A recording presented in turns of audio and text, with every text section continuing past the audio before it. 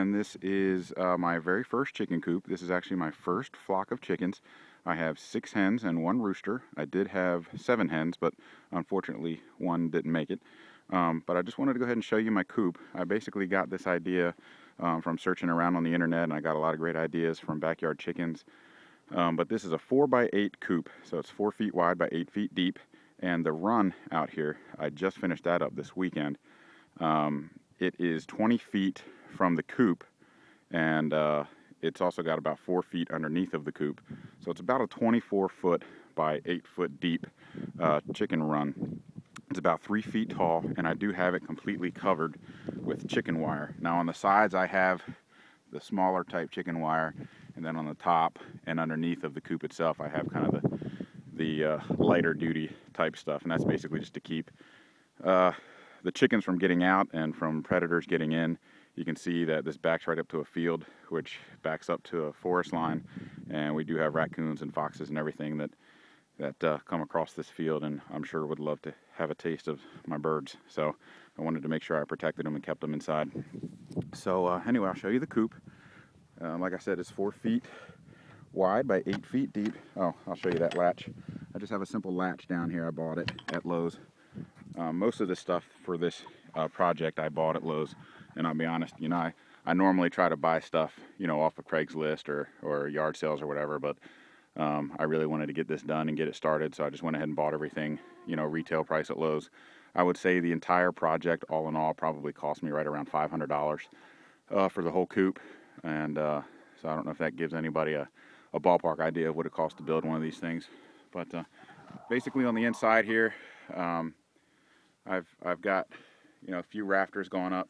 I've got my nesting boxes over here to the side. I'll show you them in a little bit. And you know, I've just basically put pine shavings down for the birds. I do have a 2-inch by 2-inch roosting pole, which goes all the way down, so it's 8 feet long. Gives them plenty of space to roost at night. I have a heat lamp in here right now, and that's basically because it's about 25 degrees here in Delaware. In fact, my fingers are freezing and I might drop this camera. But that water, I came out here about 10 minutes ago, and that water container was completely frozen. I had been gone from about 5:30 this morning until just about half an hour ago, which was right around 4 o'clock this afternoon. And in that span of time, this water had frozen. So my chickens were pretty thirsty when I got home. So anyway, I took it out and I put it under warm water to thaw it, and then I refilled it back up. And it was on this rafter up here where the feeding container is, but I actually moved it back to the other rafter so it's closer to the heat lamp, and hopefully that heat lamp will keep it from freezing again. So here's my birds. I've got one rooster. He's in the back. He is the tall guy. He's a black Jersey giant, and then I also have a black Jersey giant female, which is right there. Up here I have a golden laced Wyandotte. There is my silver laced Wyandotte, even though she looks like a golden laced Wyandotte because she's underneath of the heat lamp. And then back there I have a Rhode Island red, an Americana, which is the whiter looking chicken. And then behind her is actually the golden comet. I have a golden comet as well. So got 7 birds right now, six hens. They haven't started laying yet. They're only about 4 months old, so I got about another month yet before I start getting any eggs, hopefully. So like I said, there's my heat lamp. Right now I have it on all the time to keep the water from freezing, but I do have it set on a timer over here in the corner, and normally I'll just let it run from about 10 p.m. to about 6 a.m. Now, some backyard chicken enthusiasts will tell you not to put a heat lamp in here, that, you know, it's just setting the chickens up for failure because they need to grow their down feathers. But, you know, I've decided that I'll just keep it on a little bit at night, and, you know, if they want to stay under it, they can. And since I have it on all the time, if they don't get their down feathers in the right way, then, you know, at least they have a heat lamp. But, you know, I'm a sucker for these little guys, and I want to keep them warm, so that's what I did. I also left the soffit vents open, which creates ventilation in here. You don't want to get into stuffy, so I left those open on purpose, which actually makes it a little bit easier for the construction. But anyway, that's the inside of my coop. I will show you the nesting boxes. Shut the door here.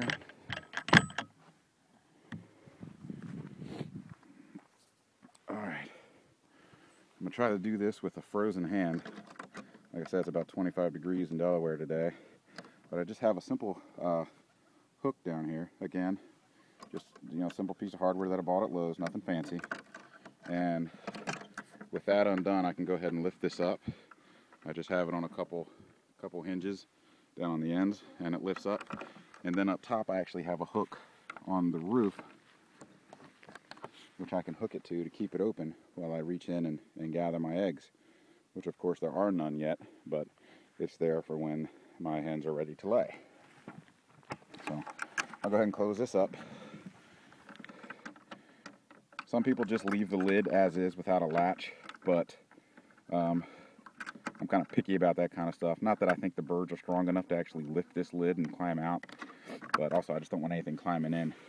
I opened the my garbage can the other day and found a raccoon in there. So they do know how to lift lids, and so I just wanted to make sure that nothing's able to get in there and get after my birds. So anyway, I'll just show you again down at the bottom here.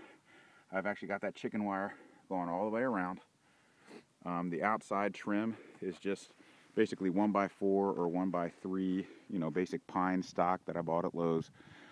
The siding is actually a 1/4-inch material. It's not a 1/2-inch material like the T111 stuff, and it's been working just fine.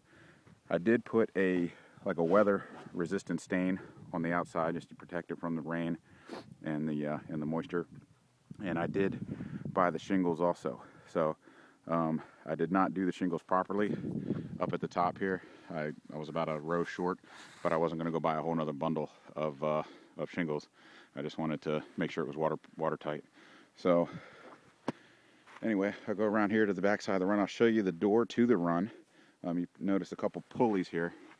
These are about $1.50 maybe at Lowe's for each one of these little pulleys, but it takes a lot of the stress off you compared to using like the hooks. So I bought this one here, and then there's one over there. Now that one, they're connected through hooks all the way to the front of the coop, and I'll show you where it goes in a minute. But if I pull on it from the front of the coop, if I pull on that rope, it will actually lift up this ramp, and then as the ramp lifts up, this pulley will lower the door, and then I can tie it off on the front, and the ramp will actually act as a door stop and keep this door from being open. So if I want the chickens to stay inside, I can make sure that they stay inside.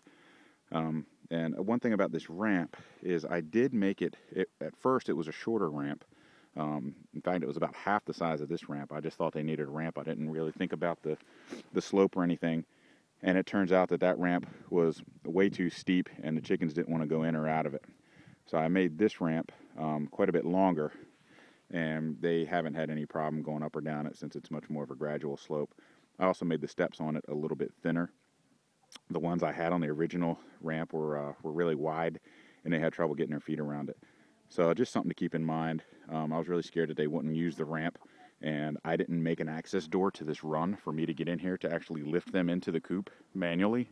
So I had to tear half of it apart, get back in there, and replace that ramp, but it seems to be working fine now. So anyway, I'll go around front and show you how that ramp works. Running out of daylight here. I'm going to try to do this with a frozen hand, but here I just have a simple hook, and I apologize, I don't know the particular name of this hook, but in fact when I was at Lowe's I just described it as the hook that boaters use to tie their boats to the dock. But anyway, that's the hook there, and then you can see my rope goes through a series of hooks which are connected to the bottom of the rafters on the outside here, and you can see if I pull on this rope, you'll notice that the ramp goes up and the door closes all at the same time. And then when I get it up here, I can tie it back off here. I can't really do this with one hand, but you get the idea. I could wrap it around here and tie it off, and then it would be closed for the night. So I'm actually going to leave it open for right now, even though the birds would rather be inside where it's nice and warm. And then I can just tie it off here and, you know, just keep things from messing with it.